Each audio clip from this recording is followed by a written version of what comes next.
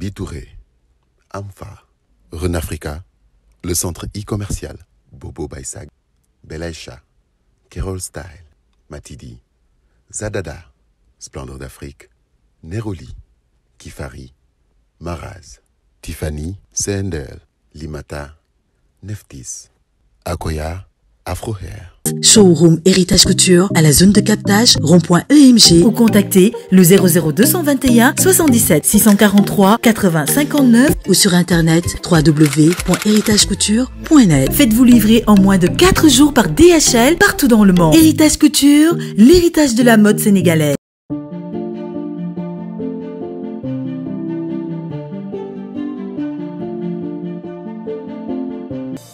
Ak Harmonia sa kër day nes-nesi. Teranga moo koy fay. Fayal ak Wave. Gagné ba 10 000 francs CFA. Scanel Wave teral la.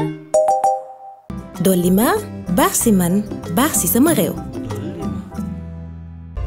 Ensemble, entreprendre l'avenir.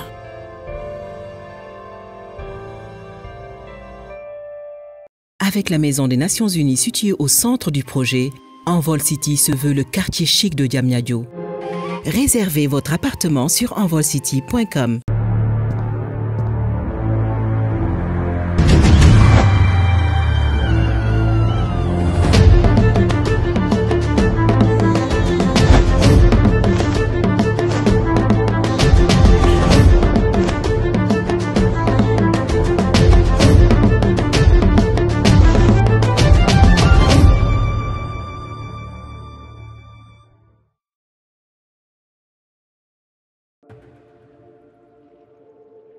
yow lan ngay def fii génnal ci biti suba à la première heure li may njëkk def mooy porter ji plainte. mais madame nañ ci dem bul fàtte ni au début yow yaa ko fi indi parce que lan dafa sàcc say or on est d'accord en plus de ça nga ne nañ la ko dóoral donc su baaxee suba nga indi sa plainte ñu xool fa lay mujjee. mais yow sa waa ji daf ma fet man santuma ko woon ñu dóor ba muy bëgg a dee man dama ko ne rek pour mu tiital ko. ah donc là vous affirmez que sa doom sàcc la.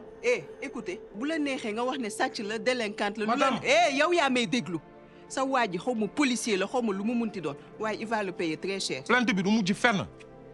laa mu ngi nelaw madame yóbbu ko hôpital pour bañ a jël risque ñu xool ko. docteur merci beaucoup. c'est gentil merci.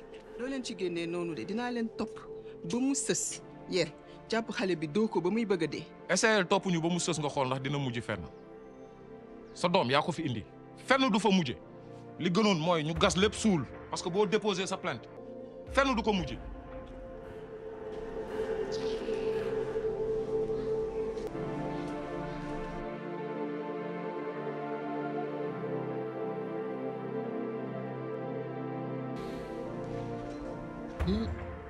yaay tey ni ma sonne maa ngi yàlla rek ko xam.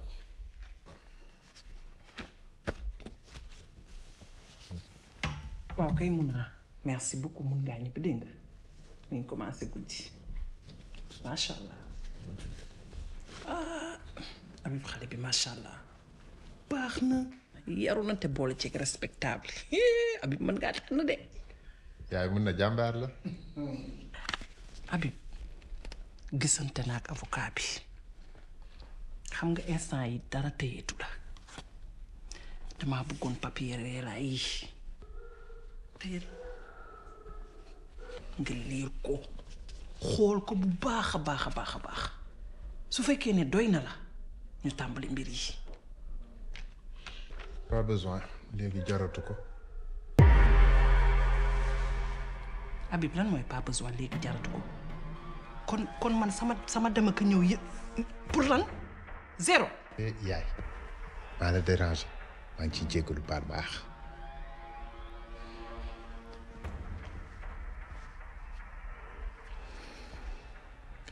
j'ai fait beaucoup d'erreurs là maa ngi koy reconnaître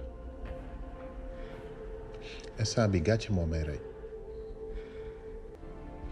kontaanuma ci sama bopp dara ndax Fara man maay baayam te dama ko war a sante yàlla ndax du ñëpp ñoo am chance pour yàlla may leen leer man nag bi ma amee Fara daf may jàngalaat lu bari ci àdduna ci sama bopp ak ci sama diine yaay damay jëliwaat Rella.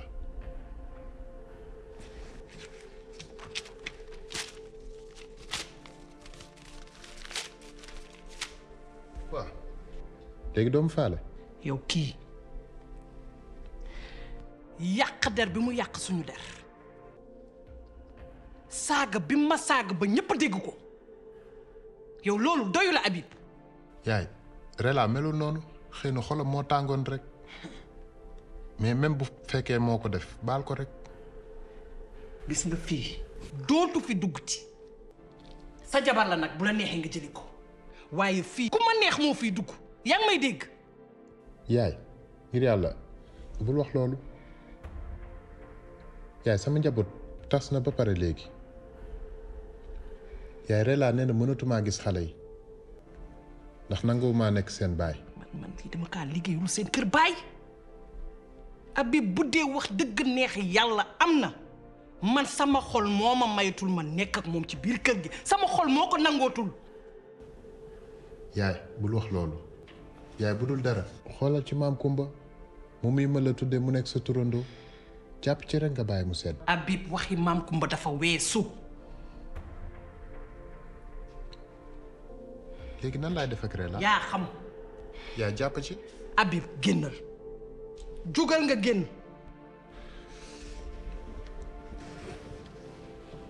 yaay maam Kumba ak Fara dañ maa soxla de bàyyi rek ñu ñëwaat. Habib bu ma énervé. léegi yaay nan laay def ak Rella. Habib ma ne bu ma énervé génn naa. kon du ma ko jëli jiwaat. ma ne Habib soo tu m'énerve soo wax nga ma ko fukki yoon ak juróom ne nee naa la mënta ne lu mënul ne nag mënta ne.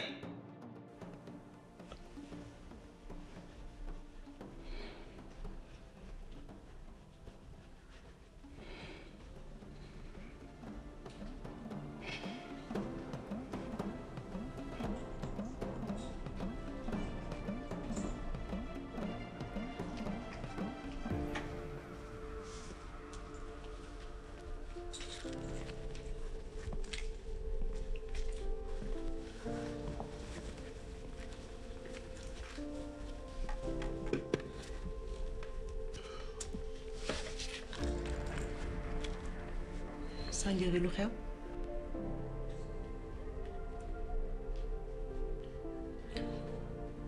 dem naa hôpital def test spermogramme bi il s'est avéré que résultat yi azoospermie la génne maanaam je suis infertile.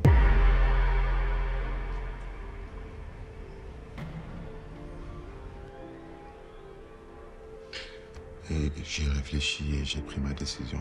Je pense que ma libéré Kalla moo gën maag moom sëy bi mu yem fii. yow xanaa looloo nar a rey sama doom Sanjari yow Kalla boo nekkatul ci viwam dafay dee te sama benn bii dara jaraluma ma ñàkk ko ci àddina Sanjari Kalla balaa ma koy jur lu ne daj naa ko ci àddina fa ma demee ba sama yaakaar di wàcc tas yàlla rus ma rek xam naa mu doog a judd.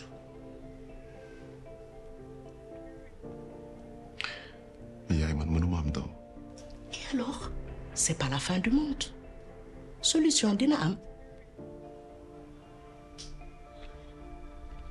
Kalla nag. léegi danga ko koy wax. danga bëgg mu dee ci say loxo. mais man mënuma ko tardel bu fekkee man maa feebar. xam nga lu ma bëgg wax ci nga gas ba mu xóot nga suul ko man leer na ma ni solution dina am bési ngi si bési di ngeen mës a am doom. waa Dibor yow sànq waxuma la ne Habib nee na dafay dem dellu si Rella yow waxoo ma loo si xalaat ba tey di. yaay noo mënee tas yaakaaru ki ak lu tax rek nga war koo tànnaloo entre yow ak njabootam. gis nga yow bi nga tàmbalee collaborer ak samay noonu ba tey dama jël say mbir teg ko nee gis nga Habib bu ko neexee sax na dem jëli reelaa sama yoon nekku ci yaa may dégg waaye na am ngor gu day ni bés bu ma deewee bu mu jéem sax naan dafay taxaw di ma tiim. yow rey nga Habib ba mu dee di kii yàq nga àddinaam fu mu toll nii foog neen dafa nar a sànku ndax lan wax yu bon yi nga koy wax. gis nga doom boo amee jom day fonk ndeyam xam ki ko bëgg xam ki ko bañ yow nag fonkoo sa ndey ndax saa boo gisee ku ma yàq nga dem tafu ci moom waaye ndokk yàlla ba ma la jurul yow dong. gis nga yow ni nga mel noonu nga bëgg sa njaboot mel. yow Dibor yaa alku yow Dibor yal na nga torox yow Dibor Habib dina la yàgg gën demin yow. yow xam nga man ni ma la bëggee ni ma la fonkee yaa yow jaral nga ma lu ne ba mu des sànq sama njaboot. moo tax li nga fi yàgg ne dëj ak li ngay tëw a jar waaye gis nga tànk seddaloo sama xol li nga bëgg doo ko am di nga yàgg torox waaye gis nga fii man maa fi xeer yow nen nga te ilaa yow mi di doo ko mës a changé.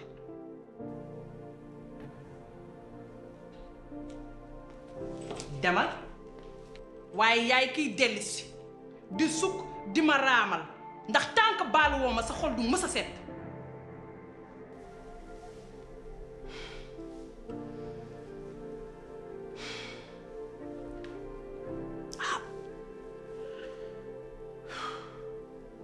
waaye yéen man sikk naa de wante ko de kii li mu wax dëgg la de waaye du ko mës a dégg sama gémmiñ. ay yàlla astafurlah ay yàlla li ma wax ni yàlla bu mu ko mës a dal allahu akbar.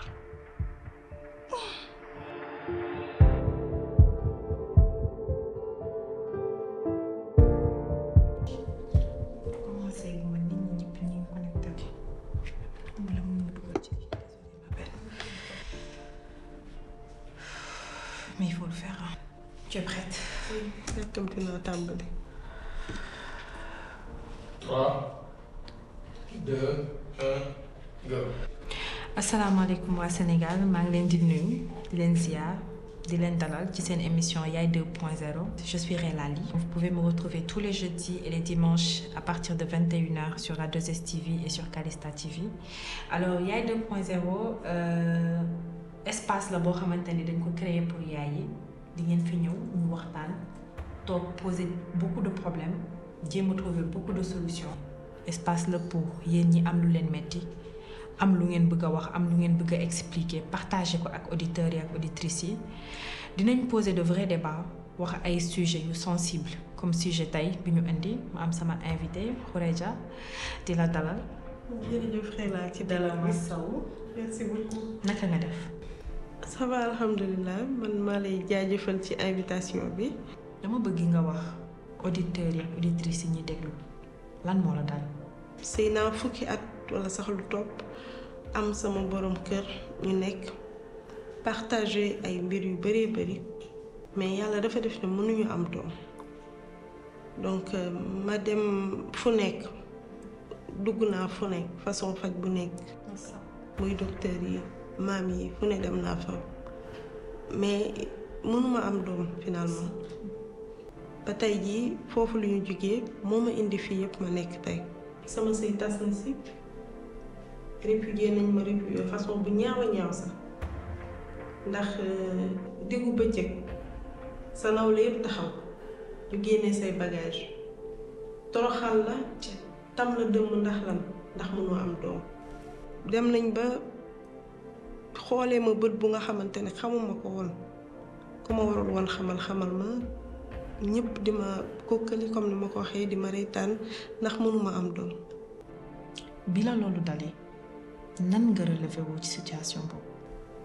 mën naa ne kenn taxawuma aw ma woon fu ma wéeru aw ma woon ku ma waxal ma toll woon gudd yu nga xamante ne foogoon naa ne du jeex mukk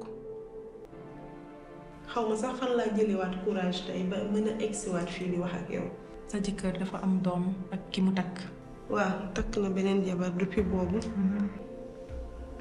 période boobu aussi ci la lu bari xewee parce que jigéen boobu dafa ñëw rek am chance moom ëmb commencé di ma kukkali façon toroxal bu nekk famille da daan ñëw foofu ñu may gaaruwaale di ma ñaawal ci kër gi di ma bundu xatal di ma fàttali tout le temps sama situation bu may dund.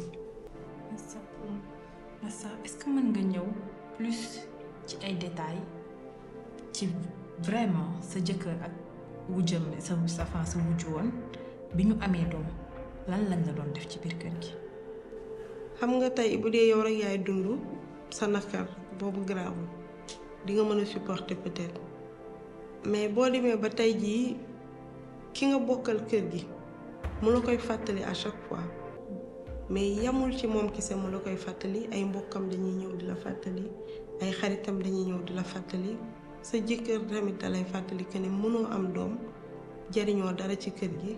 Je suis heureuse que tu aies pu te relever. waaw taxaw xam ne que sa bopp rek nga am war nañ la nekk sa bopp rek nga am. jigéen yépp ay yaay lañu nañu am plus de considération pour les yaay nañu gën a jàppale gën ñu taxawu ma leen di remercier samay auditeurs ak samay auditrices donc c'était Relali sur Yaay 2.0. Retrouvez-moi tous les jeudis et les dimanches à 21h sur Calista TV et la 2STV avec notre partenaire Dolima. Merci beaucoup et à la prochaine.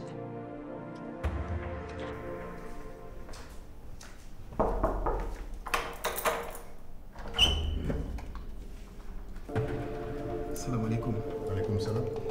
man la Baytir borom këru Muna. ah jëkkëru Muna. waa ma yegg si.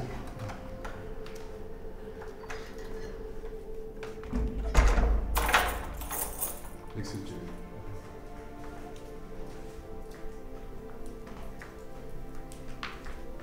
yegg si.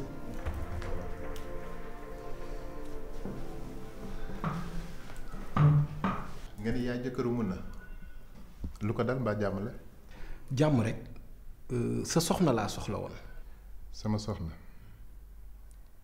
amatuma jabar. kon yow rek yaa dëkk ci kër gi. waaw lan la woon. kon yaay fay Muna. waaw man maa koy fay. kon xama woon ni man maay borom këram. xamoon naa ni am na borom kër mais yàlla mi ngi def ñu ngi door a gise tey. ah sëñ bi te boobu ba léegi mën a woon a fexe sax pour xam ma. comprendre ma de sëñ bi loo bëgg wax foofu. non dara waxuma dara jàmm rek. lu dal mun na mbaa jàmm la. mun na nag yaram bi moo xaw a sutante. ah moo tax xëy siwul dëgg la. xam nga rek ku sa yaram neexul moom doo sawar te xam nga ni dafa ëmb. ah kon dafa ëmb. waaw suñu juróomeelu doom. waaw macha allah dañoo jaboot. te itam ci buum la nekk. yaakaar naa ni yokk xeet wi farata la. moom sax moo ma yónni woon pour ma wax ko ni mu comprendre ko ndax lim koy fay mu néew ak mu bari njaboot gi dañ ko soxla. effectivement baax na dégg naa li nga wax. kon nga ni amoo jabar. ana yaayu maam Kumba. amatuma jabar mais bëgg naa takkaat xam naa yàlla bu defee ma gis jigéen bu baax ndeysaan ku mel ni mun na sa soxna naaj def lépp lu ma mën.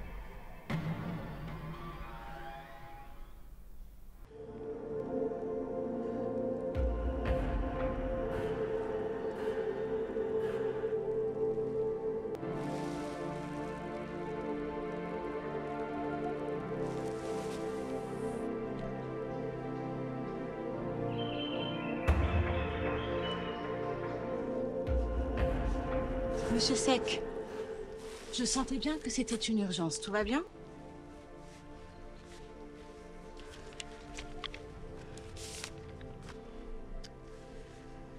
Ah, je comprends. Venez, on va s'installer là-bas. On sera plus mieux à l'ombre. Besoin d'un second avis médical, c'est bien cela, monsieur Sec. Monsieur Sec. Vous savez, je la connais très bien. C'est une très très bonne urologue. En termes de résultats, je pourrais pas mieux faire, je vous assure. Il y a toujours quelque chose à faire, docteur. Je sais bien, avec la médecine, on a souvent des avantages. Vous comprenez, mais là, dans certains cas, c'est très délicat et malheureusement, je suis désolée. Et dans mon cas? Vous savez, dans mon métier, on aimerait toujours donner de très bonnes nouvelles. Mais malheureusement, des fois, on n'en a pas. Je suis désolée. Mais qu'est-ce qu'on fait, docteur? Je sais que c'est compliqué de recevoir une nouvelle ainsi, que c'est choquant, que ça bouleverse totalement la vie. Je le sais. Mais dans un premier temps, il faut pouvoir l'accepter. Ensuite, parlez-en à quelqu'un, à un de vos proches. Je suis sûre que quelqu'un pourrait vous écouter. Ou allez voir un psychologue. Ce sont des professionnels, ils pourraient vous aider. Vraiment. Ma vie est foutue, docteur. Non, dites pas ça, monsieur Sec. Elle n'est pas foutue, votre vie. Hein? Ayez la foi. Priez. Je vous assure, ça peut aider. Monsieur Sec. Vous croyez au miracle? Eh ben, ça existe.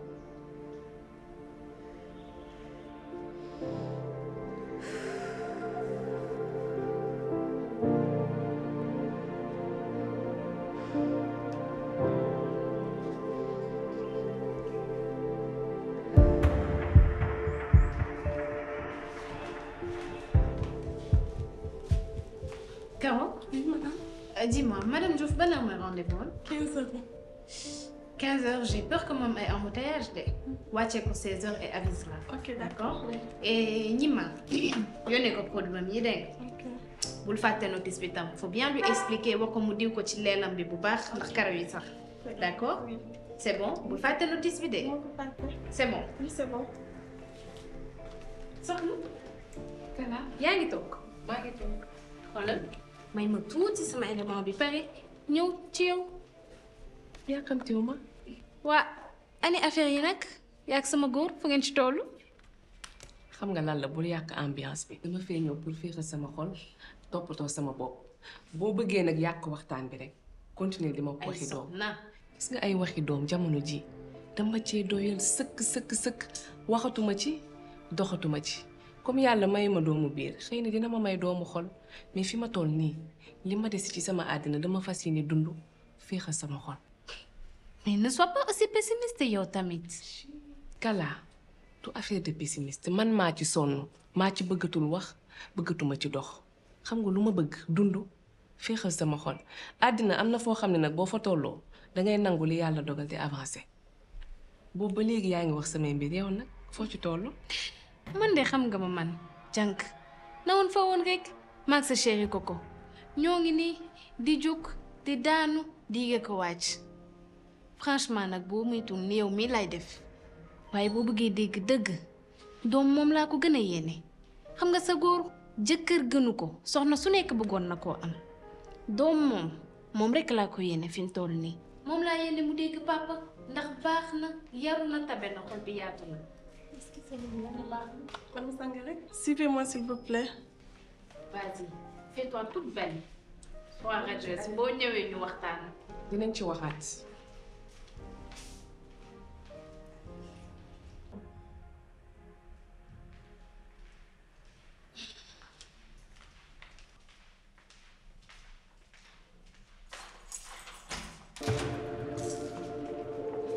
ñàkk fenn yow doo soxla yëpp yaa ko tey yow nga yaakaar ne yow yaa mérite am lépp te ñeneen ñi ay mbaam la ñoo ñoom dara lan la dara soxla mos a jiitul teranga. Aaron dama bëgg nga dimbali ma gis nga li nekk fii yaa ko fi def donc arrête de me culpabiliser man dama blasé dara safuma. dégg nga xam nga laa bëgg su ma waxee rek may xool dañ ma wax bon moo tax nga tas suma kër mu nga xam benn affaire du ma la takkat jamais de la vie. Est-ce que ça va? Tu t'entends parler? Là tu fais comme si j'étais la cause de ton malheur. Mais tu es la cause de mon malheur? Comme si tu ne m'as pas manipulé. Xam nga yow la moo la metti da nga yaakaar na après toi je ne serai plus jamais heureux ndax nga sa bopp nag. Aaron ouvre les yeux. Sa màgget bi loo koy doyee. Elle peut pas te faire des enfants. Voilà c'est là le problème avec ou sans enfant je l'aime mun naa dee ndax moom. dafa jaasir maanaam du moom mooy la war sa sant jox la doom bu góor. Tu sais quoi?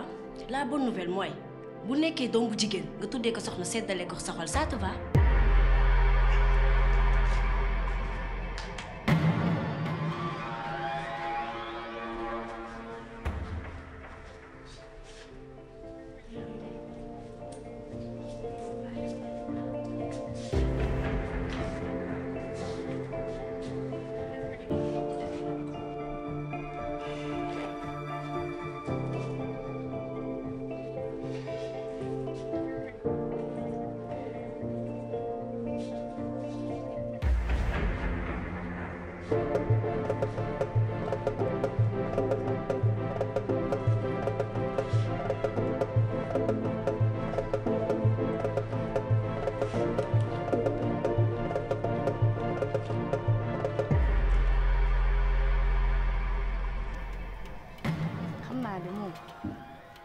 ak sombi loo mën a togg lay doon jëlati nga première nii rek xam naa de sa maître amati mun a yow bi ngay wuti liggéey n'est-ce pas da nga ne woon njaboot gi moo tax di loolu moo tax ma gëmm samay bët wóolu la ah ma topp la ba xam fi ngay liggéeyee ñëw fa di la seet nga dàq ma ci xaj tey ma xëy dem fa ngir wax leen ni wéroo ndekete yow sa patron mooy xalif généralu célibataire yi jabar sax amu ko yéen ñaar dong ci benn kër di def lu leen neex. astafirullah ay Béytiir yow Béytiir loolu yow yaa ko fekkee ba pare yow Béytiir bi ma daree liggéey ba tey yaa ngi lekk yaa ngi naan wala sa njaboot gii daal di fande. gis nga nit day gëm yàlla. kër gi di nga ma ko abal ci biti. muy yéen yow Béytiir da ngaa fàtte ne maak yow ñoo yem ci kër gii yow kër gii dañ la koo aal di. xoolal léegi sax xam nga lan moo guddal wax bi ak lan moo ko gàttal delloo ma sama ay doom dinaa leen yóbbu fu sori dootoo leen teg bët parce que yow yorotoo leen taxawaalu rek nga fi nekkee yendaloo fanaanaloo jël sa tànk bi teg ko ci tali bi di taxawaalu nga jël. Béytiir kañ ngeen di dem yaa xale yi Béytiir xool damaa bëgg nga roñ leen ñoom ñëpp bu fi fàtte kenn nag dimbalee ma loolu. voilà nag jàpp naa la gis nga man mag laa mënoo ma nax di loolu nga bëgg pour gën a mën a am temps pour taxawaalu gis nga kër gi dootoo fi génn mayetuma la sax nga teg sa tànk ci buntu kër gi yaa ngi dégg. xanaa feebar bii téye ma de waaye bu ma taneeg jàmm ak suñu borom maay kii xëy reprendre sama liggéey bi Béytiir yow Maset yow lan nga ci mën. loolu nga may tontu. loolu laa lay tontu. lan laa ci mën nga may tontu da nga fàtte ni man maay kilifa kër gi. yow Béytiir mënoo maa dimbali yow ak waxe kilifa Béytiir mag nga te bëgguma laa toroxal xale yi dañ maa wër dafa am lu may sedde. xoolal fii maay kilifa te li ma wax moo fii des dégg nga parce que yow fu mu nekk nii taxawaalu nga jógte kër gi dootoo ko génn dégg nga li ma la wax. yow Béytiir maa lay jox nga wan di la jox nga naan yow Béytiir ku mel ni man yow fan nga koy jëlee ci yow Béytiir yow tey ngaa dem Béytiir dimbali ma ngir yàlla nga dem demal seet doo dem mu yéen yow nag kenn waxu la qu'est-ce qu'il y a. Avec la Maison des Nations Unies située au centre du projet, Envol City se veut le quartier chic de Diamniadio. Réservez votre appartement sur envolcity.com. Ensemble, entreprendre l'avenir.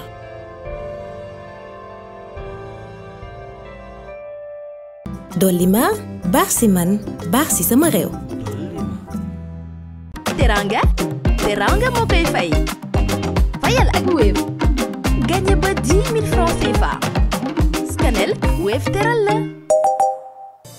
Ak Harmonia, sa kër day nes-nesi.